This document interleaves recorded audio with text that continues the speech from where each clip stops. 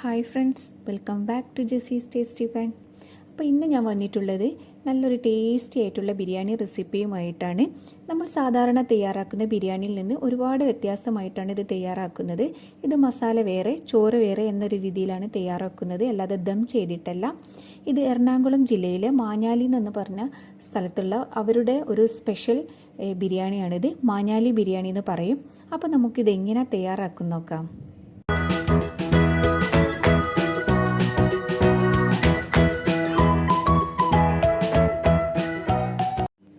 അപ്പോൾ ആദ്യം തന്നെ നമുക്ക് ചിക്കൻ ഒന്ന് മസാല തേച്ച് വെക്കാം. അപ്പോൾ ഞാനിവിടെ 1 കിലോ ചിക്കനാണ് എടുത്തിട്ടുള്ളത്. അത് ഞാൻ ചെറിയ പീസായിട്ടാണ് കട്ട് ചെയ്തെടുത്തിട്ടുള്ളത്. അപ്പോൾ നിങ്ങൾക്ക് എങ്ങനെയാണോ വേണ്ടത് അതിനനുസരിച്ച് കട്ട് ചെയ്തെടുക്കാവുന്നതാണ്. വലിയ പീസാണെങ്കിൽ വലിയ പീസായിട്ട് കട്ട് ചെയ്തെടുക്കാം.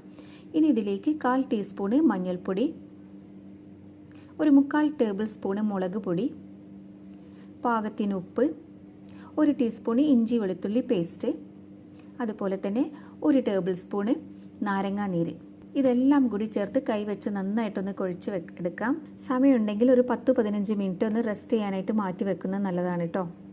ഇനി നമുക്ക് ചിക്കൻ ഒന്ന് വേവിച്ചെടുക്കാം. അപ്പോൾ ഞാനൊരു പാൻ അടുപ്പിൽ വെച്ചിട്ടുണ്ട്. ഇത് നമ്മൾ വേവിച്ചെടുക്കുകയാണ് ചെയ്യുന്നത്, അല്ലാതെ ഫ്രൈ ചെയ്തെടുക്കല്ല കേട്ടോ ചെയ്യുന്നത്. അപ്പോൾ ഇത് വേവാൻ ആവശ്യമായിട്ടുള്ള വെള്ളം നമുക്ക് ചേർത്ത് കൊടുക്കാം. ഒരു 1/4 കപ്പ് മുതൽ 1/2 കപ്പ് വരെ വെള്ളം ചേർത്ത് കൊടുക്കാവുന്നതാണ്. ചിക്കനിൽ നിന്നും അത്യാവശ്യം വെള്ളം ഇറങ്ങി വരുമല്ലോ, അപ്പോൾ അതിൽ കൂടുതൽ വെള്ളം ചേർക്കേണ്ടതില്ല. അപ്പോൾ വെള്ളം ചേർത്ത് കൊടുത്ത ശേഷം ഒന്ന് നന്നായിട്ടൊന്ന് മിക്സ് ചെയ്ത് കൊടുക്കാം.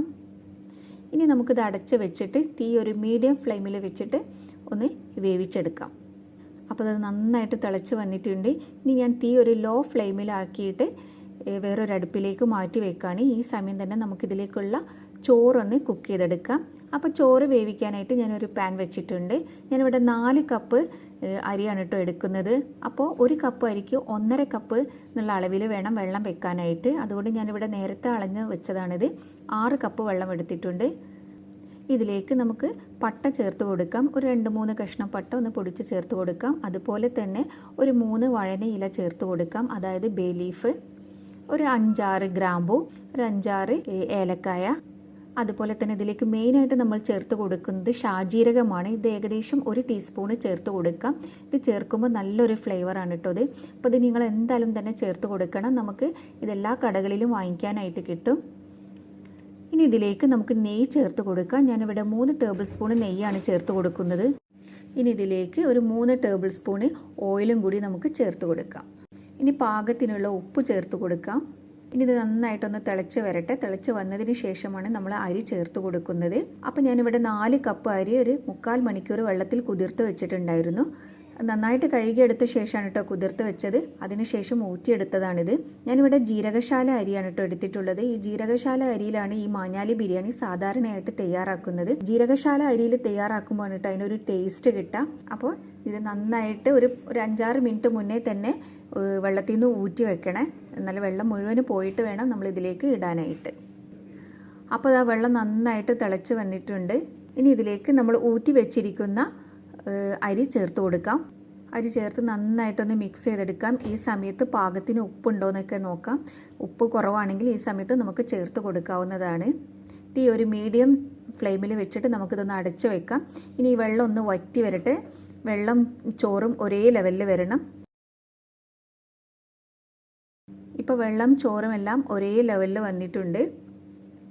ഇനി നമുക്കിതിലേക്ക് കുറച്ച് ക്യാരറ്റ് ഗ്രേറ്റ് ചെയ്തത് ചേർത്ത് കൊടുക്കാം. ഞാനിവിടെ ഏകദേശം 1/2 കപ്പ് ക്യാരറ്റ് ഗ്രേറ്റ് ചെയ്ത് എടുത്തിട്ടുണ്ട്. അത് ഇതിലേക്ക് ചേർത്ത് കൊടുക്കാം. നിങ്ങളുടെ കയ്യിൽ പൈനാപ്പിൾ ഉണ്ടെങ്കിൽ ഇതുപോലെ പൈനാപ്പിളും ഗ്രേറ്റ് ചെയ്തിട്ടോ അല്ലെങ്കിൽ ചെറുതായിട്ട് അരിഞ്ഞിട്ടോ ചേർത്ത് കൊടുക്കാവുന്നതാണ്. അതും കൂടി ചേർക്കുമ്പോൾ നല്ലൊരു ടേസ്റ്റ് ആയിരിക്കും കേട്ടോ. അപ്പോൾ ഇതും കൂടി ചേർത്ത് നന്നായിട്ടൊന്ന് മിക്സ് ചെയ്തെടുക്കാം. ഇനി തീ ലോ ഫ്ലെയിമിലേക്ക് മാറ്റിയിട്ട് ഒന്ന് അടച്ച് വെച്ചിട്ട് ഒരു 10 മിനിറ്റ് വെച്ചാൽ മതി. അപ്പോഴേക്കും നമ്മുടെ ചോറ് റെഡിയാവും.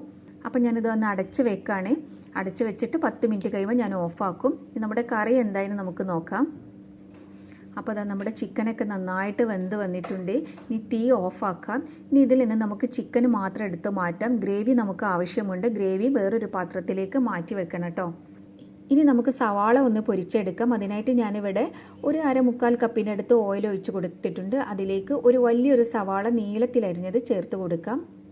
നമ്മൾ സാധാരണ ബിരിയാണിക്കെല്ലാം ചെയ്യുന്നത് പോലെ തന്നെ നല്ല ഗോൾഡൻ കളറിൽ നമുക്കിതൊന്ന് ഫ്രൈ ചെയ്തെടുക്കാം. അപ്പോൾ അത് നല്ല ഗോൾഡൻ കളറായി വന്നിട്ടുണ്ട്. നമുക്കിത് കോരിയെടുക്കാം.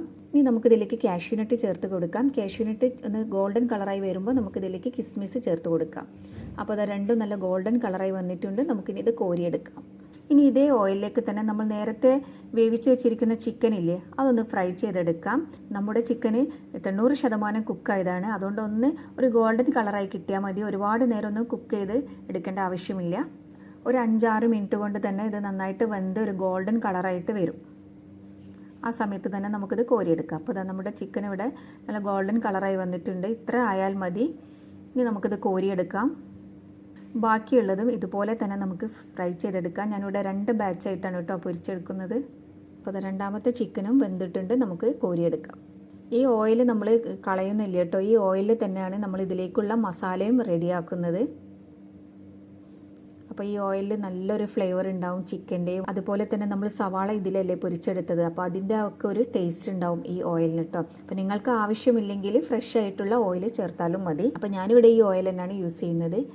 അപ്പോൾ ഒരു പാൻ വെച്ചിട്ട് നമ്മൾ നേരത്തെ പൊരിച്ച് വെച്ചിരിക്കുന്ന ഓയിലില്ലേ, അത് ചേർത്ത് കൊടുക്കാം. ഒരു 3 ടേബിൾ സ്പൂണിൻ്റെ അടുത്ത് ചേർത്ത് കൊടുത്താൽ മതി. ഇനി ഇതിലേക്ക് 3 വലിയ സവാള നീളത്തിലരിഞ്ഞത് നമുക്ക് ചേർത്ത് കൊടുക്കാം. ഇനി നമുക്ക് സവാള നന്നായിട്ടൊന്ന് വഴറ്റിയെടുക്കാം. നന്നായിട്ട് തന്നെ വഴന്ന് വരണം. എന്നിട്ടാണ് നമ്മൾ മറ്റുള്ളതെല്ലാം ചേർത്ത് കൊടുക്കുന്നത്. അപ്പോൾ അത് സവാള നന്നായിട്ട് വഴന്ന് വന്നിട്ടുണ്ട്. ഇനി ഇതിലേക്ക് നമുക്ക് ഇഞ്ചി വെളുത്തുള്ളി പേസ്റ്റ് ചേർത്ത് കൊടുക്കാം. അത് ഏകദേശം ഒരു 1.5 ടേബിൾ സ്പൂൺ ചേർത്ത് കൊടുക്കാം. അതിനോടൊപ്പം തന്നെ നമുക്ക് പച്ചമുളക് കൂടി ചേർത്ത് കൊടുക്കാം. ഞാനിവിടെ 7 പച്ചമുളകാണ് എടുത്തിട്ടുള്ളത്. അത് ഓരോരുത്തരുടെ എരിവിനനുസരിച്ച് കൂട്ടുകയോ കുറയ്ക്കുകയോ ഒക്കെ ആവാം. ഇനി ഇതിൻ്റെ എല്ലാം പച്ച ചുവ മാറണം. അതുവരെ നമുക്ക് നന്നായിട്ടൊന്ന് വഴറ്റിയെടുക്കാം. അപ്പോൾ അത് നന്നായിട്ട് വഴന്ന് വന്നിട്ടുണ്ട്. ഇഞ്ചിയും വെളുത്തുള്ളിയും പച്ചമുളകും എല്ലാം നന്നായിട്ട് തന്നെ വഴന്ന് വന്നിട്ടുണ്ട്. ഇനി ഇതിലേക്ക് മസാലപ്പൊടികൾ ചേർത്ത് കൊടുക്കാം. 1/4 ടീസ്പൂണ് മഞ്ഞൾപ്പൊടി, 1/2 ടീസ്പൂണ് മല്ലിപ്പൊടി, ഒരു 1.5 ടേബിൾ സ്പൂണ് മുളക് പൊടി. ഞാനിവിടെ കാശ്മീരി മുളക് പൊടിയാണ് എടുത്തിട്ടുള്ളത്. അതിനോടൊപ്പം തന്നെ 1/2 ടീസ്പൂണ് ഗരം മസാല. ഇതെല്ലാം കൂടി ചേർത്ത് വീണ്ടും 1-2 മിനിറ്റും കൂടി നമുക്ക് വഴറ്റിയെടുക്കാം. ഇതിൻ്റെ എല്ലാം പച്ച ചുവന്ന് മാറി കിട്ടണം. ഇനി ഇതിലേക്ക് നമുക്ക് തക്കാളി ചേർത്ത് കൊടുക്കാം. 2 വലിയ തക്കാളി ചെറുതായിട്ട് അരിഞ്ഞിട്ടാണ് ഞാനിവിടെ ചേർത്ത് കൊടുത്തിട്ടുള്ളത്. ഇതിനോടൊപ്പം തന്നെ നമുക്ക് ഈ മസാലയിലേക്ക് ആവശ്യമുള്ള ഉപ്പ് കൂടി ചേർത്ത് കൊടുക്കാം. ഇനി നന്നായിട്ടൊന്ന് വഴറ്റിയെടുക്കാം. നമ്മുടെ തക്കാളിയെല്ലാം നന്നായിട്ട് അലിഞ്ഞു വരണം. ആ ഒരു വിധത്തിൽ വേണം വഴറ്റിയെടുക്കാനായിട്ട്. അപ്പോൾ തക്കാളിയെല്ലാം നന്നായിട്ട് വഴന്ന് എണ്ണെല്ലാം തെളിഞ്ഞ് വന്നിട്ടുണ്ട്. ഇനി ഇതിലേക്ക് നമ്മൾ പൊരിച്ചു വെച്ചിരിക്കുന്ന ചിക്കൻ ഇല്ല, അത് ചേർത്ത് കൊടുക്കാം. അതിനോടൊപ്പം തന്നെ കുറച്ച് മല്ലിയിലയും കൂടി ചേർത്ത് കൊടുക്കാം. ഇനി നന്നായിട്ടൊന്ന് നമുക്ക് മിക്സ് ചെയ്തെടുക്കാം. നന്നായിട്ട് മിക്സ് ചെയ്ത് കൊടുത്ത ശേഷം നമ്മൾ നേരത്തെ മാറ്റി വെച്ച ഗ്രേവി ഇല്ലേ, അത് മുഴുവനായിട്ട് ഇതിലേക്ക് ചേർത്ത് കൊടുക്കാം. ഇതിനോടൊപ്പം തന്നെ ഞാനൊരു 1/4 കപ്പ് വെള്ളം കൂടി ചേർത്ത് കൊടുക്കുന്നുണ്ട്. അപ്പോൾ വീണ്ടും നന്നായിട്ട് തന്നെ ഒന്ന് മിക്സ് ചെയ്തെടുക്കാം. ഇനി ഇതൊന്ന് അടച്ച് വെച്ചിട്ട് ലോ ഫ്ലെയിമിൽ ഒരു 5 മിനിറ്റ് കൂടി നമുക്കൊന്ന് കുക്ക് ചെയ്തെടുക്കാം. ഇപ്പോൾ ഒരു 5 മിനിറ്റ് കഴിഞ്ഞിട്ടുണ്ട്. നല്ല അടിപൊളി സ്മെല്ലൊക്കെയാണ് വരുന്നത്. ഇനി ഇതിലുള്ള എരിവും പുളിയും ഒക്കെ ഒന്ന് ബാലൻസ് ചെയ്യാനായിട്ട് നമുക്കിതിലേക്ക് ഒരു 1/2 ടീസ്പൂണ് പഞ്ചസാര ചേർത്ത് കൊടുക്കാം. ഇത് ഓപ്ഷണലാണ്. നിങ്ങൾക്ക് ഇഷ്ടമുണ്ടെങ്കിൽ മാത്രം ചേർത്ത് കൊടുത്താൽ മതി, അല്ലെങ്കിൽ ഒഴിവാക്കാവുന്നതാണ്. അപ്പോൾ പഞ്ചസാരയും കൂടി ചേർത്ത് നമുക്ക് നന്നായിട്ടൊന്ന് മിക്സ് ചെയ്തെടുക്കാം. ഇനി തീ ഓഫാക്കാം. അപ്പോൾ നമ്മുടെ മഞ്ഞാലി ബിരിയാണിയുടെ മസാല ഇവിടെ റെഡി ആയിട്ടുണ്ട്. നല്ല അടിപൊളി ടേസ്റ്റാണ് കേട്ടോ ഈ മസാല. ഈ മസാല ഇങ്ങനെ തന്നെ കഴിക്കാൻ നല്ല ടേസ്റ്റാണ്. ചപ്പാത്തിയുടെ കൂടെയോ നാൻ്റെ കൂടെയോ അപ്പത്തിൻ്റെ കൂടെയൊക്കെ കഴിക്കാനായിട്ട് പറ്റും കേട്ടോ. അപ്പോൾ നമ്മുടെ ചോറ് 10 മിനിറ്റ് കഴിഞ്ഞപ്പോൾ ഞാനിവിടെ ഓഫാക്കിയിട്ടിട്ടുണ്ടായിരുന്നു. ഒട്ടും കട്ട ഒന്നും പിടിച്ചിട്ടില്ല. നല്ലൊരു ഫ്ലേവറാണ് കേട്ടോ നമ്മുടെ ഈ ചോറിന്. ഇതിൽ ഷാജീരകം ചേർത്തത് കൊണ്ട് നല്ലൊരു ടേസ്റ്റാണ്. അപ്പോൾ നിങ്ങൾ എന്തായാലും ഷാജീരകം ചേർക്കണം കേട്ടോ, എന്നാലേ ആ ഒരു മഞ്ഞാലി ബിരിയാണിയുടെ ടേസ്റ്റ് കിട്ടുള്ളൂ. നമുക്ക് എല്ലാ കടകളിലും വാങ്ങിക്കാനായിട്ട് കിട്ടും. നമ്മൾ സാധാരണ ഗരം മസാലയൊക്കെ പാക്കറ്റ് വാങ്ങിക്കുമ്പോൾ അതിൻ്റെ അകത്ത് ഉണ്ടാവും ചെറിയൊരു ജീരകം. നമ്മുടെ കാണാൻ സാധാരണ ജീരകം പോലെയൊക്കെ തന്നെയാണ്, എന്നാൽ ടേസ്റ്റ് വേറൊരു ടേസ്റ്റാണ്. നല്ലൊരു ടേസ്റ്റാണ് ഈ ഷാജീരകത്തിന്. ഇനി ഇതിലേക്ക് നമ്മൾ നേരത്തെ വറുത്ത് വെച്ചിരിക്കുന്ന സവാളയും കിസ്മിസും അതുപോലെ കാഷ്യൂനട്ടൊക്കെ ചേർത്ത് ഒന്നുകൂടെ മിക്സ് ചെയ്തെടുക്കാം. ഇനി നമുക്ക് ചോറ് ഒരു പ്ലേറ്റിലേക്ക് വിളമ്പാം. അപ്പോൾ നിങ്ങൾക്ക് ഇഷ്ടമുള്ളതുപോലെ ഇത് വിളമ്പാം കേട്ടോ. ഒന്നുകിൽ കറി ആദ്യം വിളമ്പിട്ട് അതിൻ്റെ മുകളിൽ ചോറ് കവർ ചെയ്തിട്ട് വിളമ്പാം, അല്ലെങ്കിൽ ചോറ് ഇതുപോലെ ഒരു സൈഡിൽ വിളമ്പിയിട്ട് സൈഡിൽ നമ്മൾ നേരത്തെ തയ്യാറാക്കിയ മസാല ഇല്ലേ, ചിക്കൻ്റെ മസാല, അത് സൈഡിൽ വെച്ച് കൊടുക്കാം. അപ്പോൾ അത് നിങ്ങൾക്ക് ഇഷ്ടമുള്ളതുപോലെ ചെയ്യാവുന്നതാണ് കേട്ടോ. അല്ലെങ്കിൽ ചോറിൻ്റെ മുകളിൽ കുറച്ച് നമ്മൾ ചിക്കൻ മസാല ഉണ്ടല്ലോ അത് മുകളിൽ വെച്ചിട്ടും നമുക്ക് വിളമ്പാവുന്നതാണ്. അപ്പം ഞാൻ ഈ ഒരു രീതിയിലാണ് ഇത് പ്രസൻറ്റ് ചെയ്യുന്നത്. ചോറ് ഒരു സൈഡിൽ ഇതുപോലെ വിളമ്പിയിട്ട് കറി ഒരു സൈഡിൽ വിളമ്പാണ് ചെയ്യുന്നത്.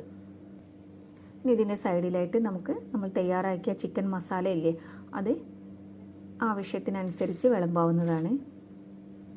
ഇതിൻ്റെ കൂടെ റൈത്തയോ അല്ലെങ്കിൽ പപ്പടോ അതല്ലെങ്കിൽ ചമ്മന്തിയോ ഒക്കെ ഉണ്ടെങ്കിൽ അടിപൊളിയായിട്ട് നമുക്ക് ഈ ബിരിയാണി കഴിക്കാവുന്നതാണ് കേട്ടോ. നല്ല ടേസ്റ്റാണിത്. നമ്മളെന്നും ഒരേപോലെയുള്ള ബിരിയാണി അല്ലേ തയ്യാറാക്കുന്നത്, എന്തെങ്കിൽ ചിക്കൻ ബിരിയാണി അല്ലെങ്കിൽ ചിക്കൻ ദം ബിരിയാണി എന്നൊക്കെ പറഞ്ഞിട്ട്. അപ്പോൾ എപ്പോഴെങ്കിലൊക്കെ കുറച്ച് വ്യത്യസ്തമായിട്ട് എന്തെങ്കിലുമൊക്കെ തയ്യാറാക്കണം എന്നുള്ളവർക്ക് ഇതൊക്കെ ഒന്ന് ട്രൈ ചെയ്ത് നോക്കാവുന്നതാണ്.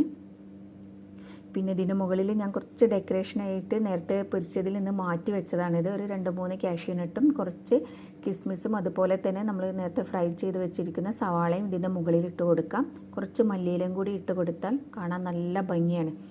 അപ്പോൾ എല്ലാവരും ഒന്ന് വീട്ടിൽ ട്രൈ ചെയ്ത് നോക്കൂ, അടിപൊളി ടേസ്റ്റാണ്. അപ്പോൾ നിങ്ങൾക്ക് എൻ്റെ വീഡിയോ ഇഷ്ടപ്പെട്ടിട്ടുണ്ടെങ്കിൽ ലൈക്ക് ചെയ്യാനും കമൻറ്റ് ചെയ്യാനും അതുപോലെ തന്നെ ഫ്രണ്ട്സൊക്കെ ആയിട്ട് ഷെയർ ചെയ്യാനും മറക്കരുത്. അപ്പോൾ എൻ്റെ ചാനൽ ആദ്യമായിട്ട് ആരെങ്കിലും കാണുന്നവരുണ്ടെങ്കിൽ സബ്സ്ക്രൈബ് ചെയ്യാനും അതിൻ്റെ തൊട്ടടുത്ത് കാണുന്ന കുഞ്ഞു ബെല്ലൈക്കണില്ലേ അത് ക്ലിക്ക് ചെയ്യാനും മറക്കരുത്. എന്നാൽ മാത്രമേ ഞാൻ പുതുതായിട്ടിടുന്ന വീഡിയോസിൻ്റെ നോട്ടിഫിക്കേഷൻ നിങ്ങൾക്ക് കിട്ടുകയുള്ളൂ.